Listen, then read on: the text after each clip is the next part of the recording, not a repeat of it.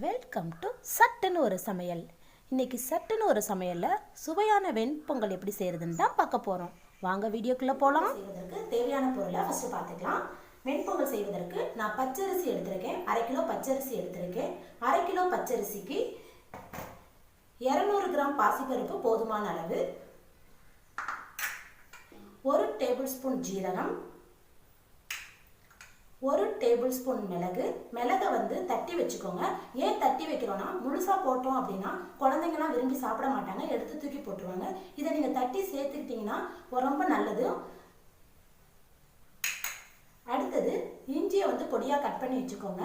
பருப்பு gas trouble பொருள்னால இது digestion ஆகிறதுக்காக நம்ம இஞ்சியை ஆட் பண்ணிக்கிறோம்.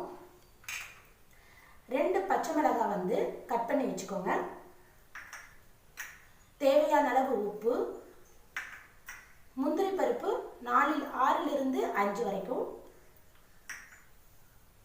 2 டேபிள் ஸ்பூன் நெய் எடுத்துருக்கோம். வாங்க வெண்பொங்கல் எப்படி செய்கிறதுன்னு பார்ப்போம். ஃபஸ்ட்டு ஸ்டவ் ஆன் பண்ணிக்கலாம். ஸ்டவ் ஆன் பண்ணியாச்சு. ஸ்டவ் ஆன் பண்ணதுக்கப்புறம் இந்த கடாய் குக்கர் சூடானோன்னா ஒரே 1 டேபிள் ஸ்பூன் நெய் மட்டும் ஆட் பண்ணிக்கோங்க. ஆட் பண்ணிவிட்டு நம்ம பொடியாக கட் பண்ணி வச்சிருக்கிற இந்த இஞ்சியை ஆட் பண்ணிக்கணும்.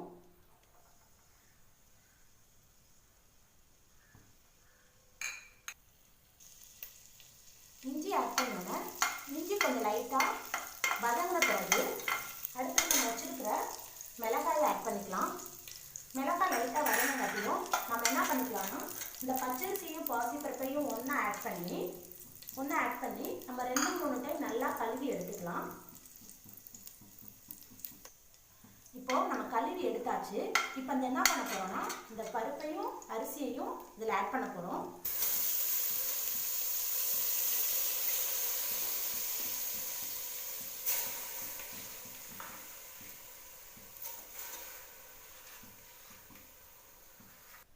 இப்போ நம்ம அரிசியும் பருப்பையும் ஆட் பண்ணிப்போம்.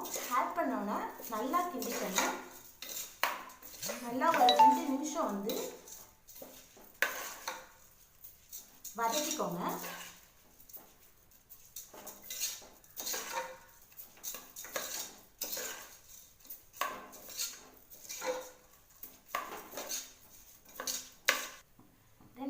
நல்லா வதங்கினது பிறகு நம்ம என்ன பண்ண போறோம்னா, தண்ணி ஆட் பண்ண போறோம்.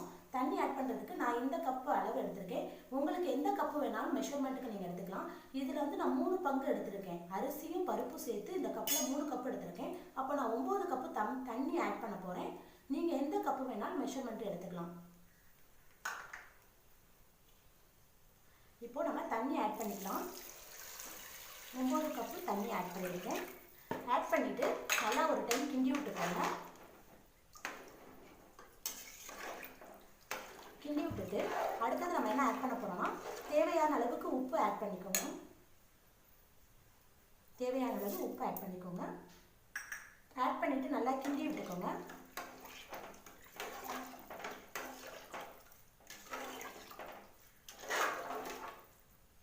இப்போ நம்ம குக்கரை மூடிக்கலாம்.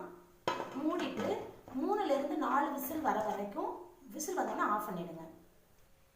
இப்போ 3லிருந்து 4 விசில் வந்துருச்சு. இப்போ எப்படி இருக்குன்னு ஓப்பன் பண்ணி பார்த்துடலாம்.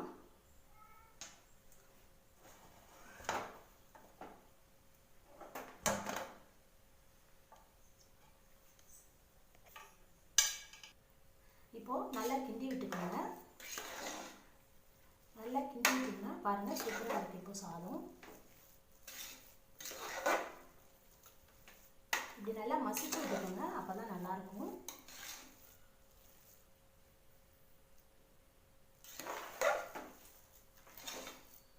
மசிச்சு விட்ட உடனே நம்ம இப்போ தாளிச்சு எடுத்து கொட்டிடலாம்.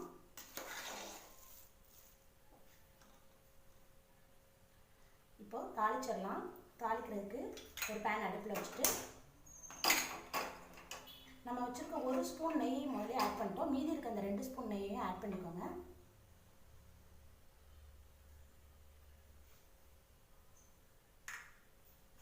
இப்போ எண்ணெய் காஞ்சிருச்சு. எண்ணெய் காஞ்சோன்னு நம்ம வச்சுருக்க ஜீரகத்தை போட்டுக்கோங்க. ஜீரகம் லைட்டாக கொஞ்சம் பொரிஞ்சு வரும்பொழுது மிளகு ஆட் பண்ணிக்கோங்க. லைட்டாக கிண்டி விட்டுக்கோங்க. நான் கருவேப்பிலை சொல்ல மறந்துட்டேன். கருவேப்பிலை ஆட் பண்ணிக்கோங்க தேவையான அளவுக்கு.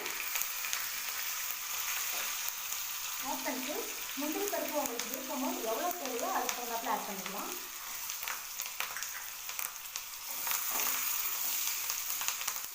முந்திரி பருப்பு லைட்டாக பொன்னிறமான உடனே நீங்கள் ஆஃப் பண்ணிவிட்டு இந்த இதை பொங்கலில் கொட்டி கிண்டி விட்டுக்கலாம்.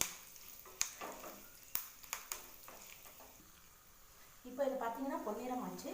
இதை கொட்டி நல்லா கிண்டி விட்டுக்கலாம்.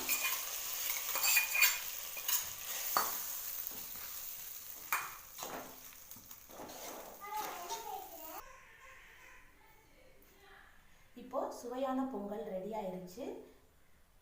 இப்போ இந்த வீடியோ உங்களுக்கு பிடிச்சிருந்துச்சுன்னா என் சேனலுக்கு சப்ஸ்கிரைப் பண்ணுங்கள், ஷேர் பண்ணுங்கள், லைக் பண்ணுங்கள், கமெண்ட் பண்ணுங்கள். தேங்க்யூ.